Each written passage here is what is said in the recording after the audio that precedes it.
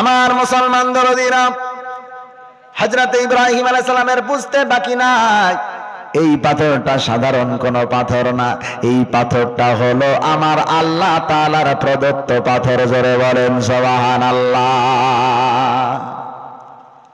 আল্লাহ তাআলা হযরত ইব্রাহিম আলাইহিস সালামকে জানায়া দিলেন, ইব্রাহিম, এই পাথরটা জান্নাতের পাথর। এই পাথরটার কিছু গুনাহগুণ আছে, যেই গুনাহগুণের কারণে আমি আল্লাহ তাআলা তোমার কাছে পাথরটা পাঠালাম। কি গুণগান? আল্লাহ তাআলা বললেন, এই পাথরটা কাবা ঘরে আজকে লাগাবা, কিয়ামত পর্যন্ত যত মানুষ আসবে, যারাই এখানে এই পাথরটার কাছে এসে পাথরটারে চুমু দিবে, ওই সমস্ত মানুষ যারা চুমু দিবে, চুমু দেওয়ার কারণে তাদের জীবনে যা গুনাহ থাকবে, গুনাহগুলোকে এই পাথরটা সব টেনে নেবে। সুবহানাল্লাহ বললেন না? এই পাথরটা সব গুনাহগুলোকে খেয়ে ফেলবে। এই গুনাহ টানতে টানতে টানতে এই সাদা পাথরটা, ইব্রাহিম শুনে নাও, কিয়ামতের আগে এই পাথরটা একদম মিচমিচে একদম কালো রঙের হয়ে যাবে। এখন কেমন রং আছে?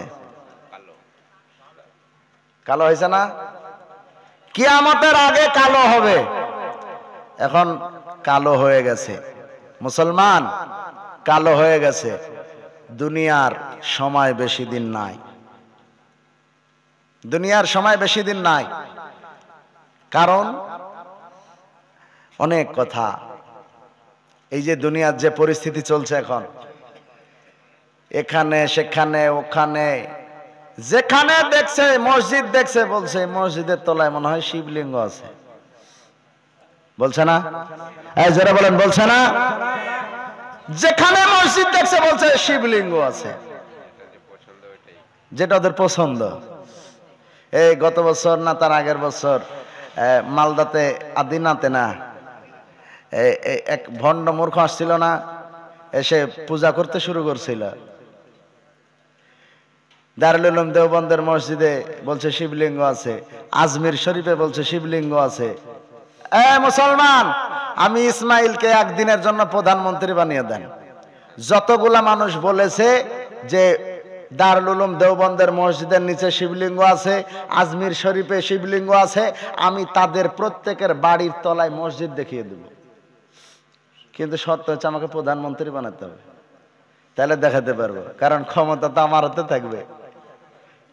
এখন ক্ষমতা তো ওদের হাতে।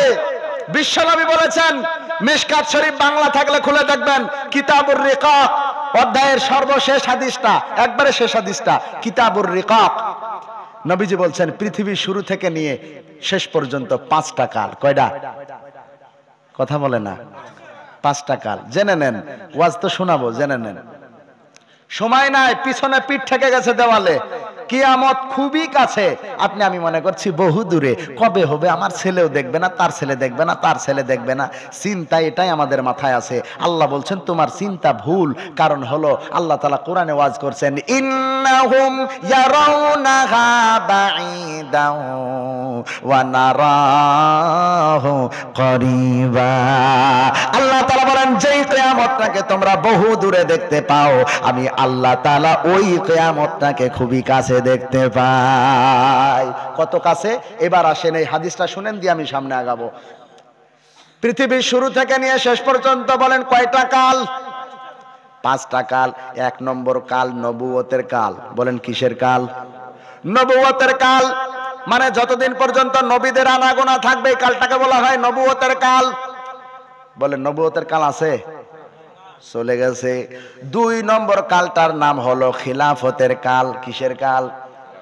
খিলাফতের কাল। মানে আমার বিশ্বনবী মুহাম্মদুর রাসূলুল্লাহর বিদায় নেওয়ার পরে, নবুয়তের কাল শেষ হয়ে যাওয়ার পরে যখন যেই কালটা শুরু হলো, মানে সাহাবাদের কাল, এই কালটাকে বলা হয় খিলাফতের কাল। আছে নাকি? খিলাফতের কালও চলে গেল। বিশ্বনবী বলেন 5টা কাল শেষ হওয়ার পরে মহাপ্রলয় হয়ে যাবে, কিয়ামত অনুষ্ঠিত হয়ে যাবে, দুনিয়া চূর্ণ বিচূর্ণ হয়ে যাবে, দুনিয়া থাকবে না। আমার বন্ধুরা, ভাইয়েরা, বিশ্বনবী বললেন 2টা কাল হয়ে গেল, এখন 3টা কাল। মানে 3টা কালের পরে এখন কিয়ামত হবে। 3টা কাল কি? 3 নম্বর কাল দেখবেন হাদিসের ভাষা এসেছে মুলকান আযম, অর্থাৎ সারা পৃথিবীতে একটা সময় আসবে যেই সময় রাজতন্ত্র চলবে, মানে ওই যে মুঘলদের জামানা, এই রাজতন্ত্র চলবে সারা পৃথিবীতে। আজকে ভারতবর্ষের রাজতন্ত্র আছে নাকি? নাই। বাংলাদেশেও নাই, পাকিস্তানেও নাই। আমার ভাইয়েরা বন্ধুরা, যদিও কোন জায়গায় এক একটা জায়গায় থাকে, এইটা হাদিসের আওতায় পড়বে না। কারণ হলো বিশ্বনবী বলেন পৃথিবীর এক জায়গা থেকে যদি রাজতন্ত্র উঠে যায়, হাদিসের হুকুম উঠে গেল, বোঝা গেল 3 নম্বর কালটাও চলে গেছে। না আছে? চলে গেছে। 3টা কাল চলে গেল, বাকি থাকে 2টা কাল, সবই তো চলে গেল। তাহলে তো কিয়ামত বাড়ির কাছে। আমি বলবো বাড়ির কাছে না, তোমার দুয়ারে আছে কিয়ামত, তুমি জানো না? একবারে দুয়ারে আছে কিয়ামত। কখন হয়ে যাবে ও বাবাজিরা, বহু আলামত ঘটছে, এগুলো বলার সময় নাই। তবে মূল যেটা পয়েন্ট সেটা আপনাদেরকে বলে দিলাম।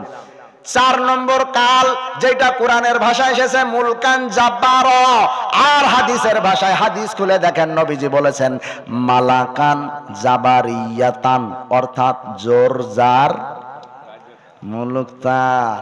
এই যে কথাটা বললাম, আমাকে একদিনের জন্য প্রধানমন্ত্রী বানাও, আমি সবার বাড়ির তলায় মসজিদ দেখাবো, কারণ ক্ষমতা তো থাকবে আমার। আমার ভাইয়েরা বন্ধুরা, এখন 4 নম্বর কাল। 4 নম্বর কালের আমরা একদম শেষের দিকে পৌঁছে গেছি। কখন চলে আসবে ইমাম মাহদি আলাইহিস সালাতু ওয়াস সালাম, আর ইমাম মাহদি আলাইহিস সালাতু ওয়াস সালামকে দিয়ে আল্লাহ তাআলা 5 নম্বর কাল শুরু করবেন।